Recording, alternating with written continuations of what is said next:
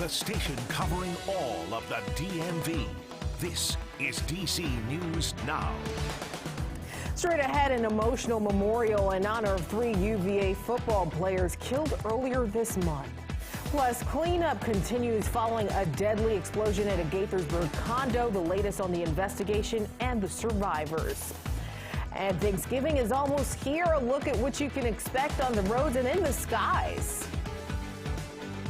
And I can tell you what's going to happen on the ground. Yes, indeed. We're talking about that cold weather sticking around. Just how cold will it get? You have to stick around for my full 7-day forecast. But right now, things are, well, just cold and not windy. You see the wind speeds out there? They're not too bad across the areas. Our graphic shows under 10 miles an hour across the entire region. But will our temperatures get down to record-breaking with those light winds? I'll talk about your forecast for Sunday and beyond, like I said, with your 7-day forecast. That's all coming up right around the corner. All right, thanks, Scott. Good evening. Thank you for joining us for DC News Now at 10. It's Sunday, November 19th. I'm Annalisa Gale. I just think that it's unfair that he not only did put himself in that situation, but why try to harm and hurt others? Now, following this week's deadly explosion at the Potomac Oaks condominium complex, some people are still picking up the pieces tonight. Montgomery County fire investigators announcing Friday that 36-year-old Juan Pablo Marshall Quizan died by suicide in one of those condos. Dave Laval spent the day at the scene. Things are a lot calmer outside the main entrance to the Potomac Oaks condominium complex. A fence continues to surround the buildings damaged in Wednesday's explosion. Meanwhile, the devastation continues to draw the curious and those seeking answers as to why this happened. It breaks my heart to hear about that gentleman who took his life. Nardito Manaline gets his first look at the damage caused in Wednesday's blast. He also came to the Potomac Oaks condominium complex in hopes of running into a friend. That person, said Manaline, lived in a ground floor unit near where the explosion happened. Manaline has not been able to get a hold of him since a chance meeting with a mutual friend shortly after the blast. As he was leaving, this guy was there. They just chanced on each other, and he was able to say he was safe and sound. Crews have boarded up ground floor windows and entrances to prevent looting. Meanwhile, condo owners in the affected buildings who did not want to go on camera told us they've been allowed to go back inside their homes and gather some personal belongings. In Gaithersburg, Dave Laval, DC News Now. All right, well, we do want to emphasize if you or someone you know is in need of some help, be sure to call the National Suicide Prevention Lifeline. That number is 988. Again, that number is 988. Of God, 'cause all my life you have been faithful.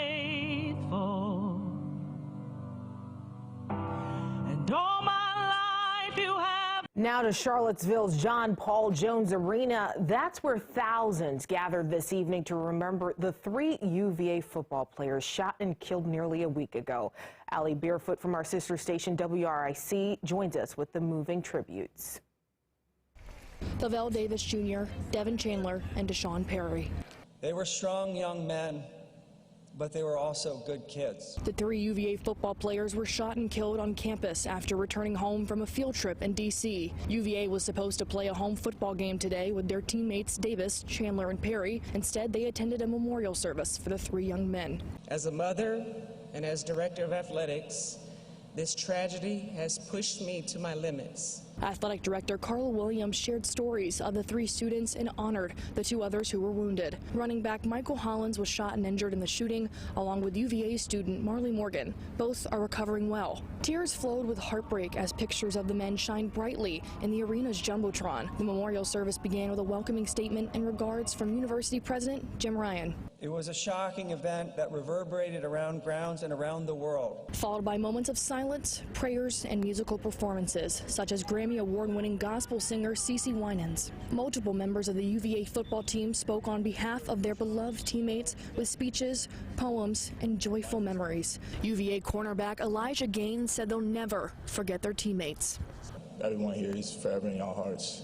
Lavelle, Devin, and Deshaun. Head coach Tony Elliott closed the ceremony remembering his outstanding players. To my 3 young kings, I'm eternally grateful for you. Thank you for being the light to the world. The memorial service allowed attendees to say goodbye to their friends, classmates, and sons. We are better, and we will do better because of Devin, Lavelle, and Deshaun. To the families, we love your sons, and we will make sure their legacy never fades at the University of Virginia. Reporting in Charlottesville, Allie Barefoot. Now to Prince George's County, where today grieving mothers and dozens of others came together. That's where they discussed possible solutions to gun violence. DC News Now's Yamari Sisse talked to them about the changes they'd like to see. Dozens of people entered Creative Suitland Saturday afternoon for an honest conversation. That's where mothers who lost their child to gun violence spoke out and shared their stories. It's how we feel as mothers, man. Just understand that this isn't an easy task, but we still learning to find some type of purpose in the midst of our pain. The motivation is my kids and my son. I have to keep his name alive. And other mothers as well. Other mothers are out here grieving. Who else is going to be there for them? Among the topics discussed, accountability. Holding these leaders accountable, holding the murderers, these people that's pulling the triggers accountable, holding these parents accountable because it's their children that are out here on the streets. They need to be accountable for it. Ja'Kay McKnight's 13-year-old son was shot and killed by a 12-year-old last year in April. He was placed on house arrest. PG County, if you're under 14, you get charged as a juvenile. Well, if a juvenile is pulling a trigger and he knows what he's doing, he or she, they should be held accountable. So we need to go down to the legislator's office and change these laws so that they can be held accountable. Many community leaders also say change must start at home. We need to learn how to love more on these kids.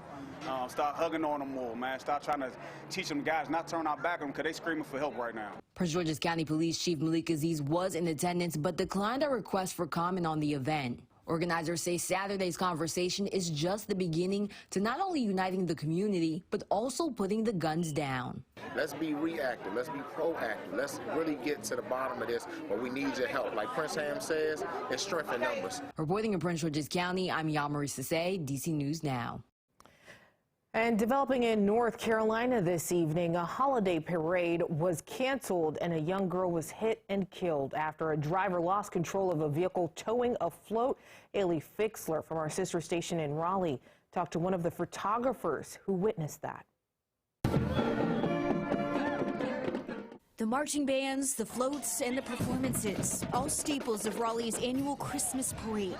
More than 65,000 people lining the streets of downtown for the 78th celebration. And then, this moment of chaos.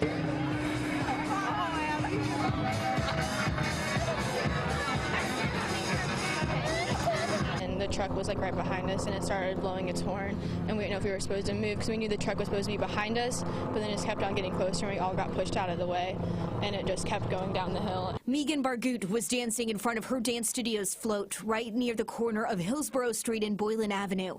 She's a member of CC & Co Dance Company and tells me one of the other dancers was run over. I was really scared. I'm still kind of shaking. It happened quickly. Our photojournalist Al Curry was recording the parade when he witnessed the terrifying moments. The driver had his windows down when he was coming past me, was honking and was yelling and saying that he couldn't stop. Everybody was yelling to stop, stop, stop over and over again. It took several Raleigh police officers and people in the crowd to stop the truck, but it was too late for one young girl. I believe she went up under the one of the tires.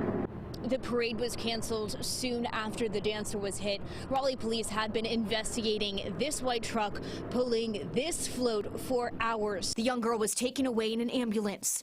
As the other dancers waited to hear about the extent of her injuries, they leaned on each other and their parents for comfort. Oh, I'm crying. I was worried. I'm very sad, very sad. In Raleigh, Haley Fixler, CBS 17 News. And tonight we know that the driver was charged with reckless driving, misdemeanor death by a motor vehicle, unsafe movement, and much more. Now to updates from your local election headquarters now. More midterm election results are in, with the Board of Elections naming new leaders in Frederick County, Maryland. Our Michaela Newton has the latest, including a look at some making history. The Frederick County Board of Elections is finally done counting all ballots and posting their results. One of the biggest races we've been following here is the race for county executive, and Jessica Fitzwater has been named the newest county executive. Jessica Fitzwater, the Democratic candidate for county executive, Friday prevailed, beating Republican candidate Michael Huff. The win comes a week after the midterm election. We're going to enjoy the fact that we've worked hard and that we're all here together to make sure that Frederick County is moving forward of progress and prosperity for all of our Frederick County families. Frederick Mayor Michael O'Connor tweeted his congratulations Saturday. Democrats Brad W. Young and Renee Knapp won the race for county council at large, followed by Democrat Jerry Donald for Councilmanic District 1. Republican Stephen J. McKay for Councilmanic District 2, and Democrat MC Keegan Ayer for Councilmanic District 3. And some candidates are making history in the county, like Democrat Cavante Duckett, who will now be the first black man to hold a position as councilman for District 4 after winning against Republican candidate John Furr. To think that in 2022 I'm the first person of color to serve in this role is just, it's unheard of. But I'm glad and I'm honored to be able to carry this mantle. And Republican Mason Carter will become the youngest person to serve as councilman for District 5 at just 18 years old. Some candidates tell me that they're now focused on the next steps, which is the transition of power, and the results now have to be certified by the governor of Maryland. For now, reporting in Frederick County, Maryland, I'm Michaela Newton for DC News Now. Well, in the district now, wedding bells were ringing as the granddaughter of President Joe Biden got married on the south lawn of the White House. Naomi Biden and Peter Neal were surrounded by 250 guests as they exchanged their vows late this morning, followed by picture taking. A few other details were released to the public about that ceremony, but this was a historic moment. It was only the 19th wedding to ever take place in the White House in the history of the 200-year-old building. And coming up on Monday, President Joe Biden and First Lady Jill Biden will travel to the Marine Corps Air Station in North Carolina. The two will celebrate Thanksgiving with service members and military families as part of a Friendsgiving dinner. It's all part of the White House's Joining Forces initiative.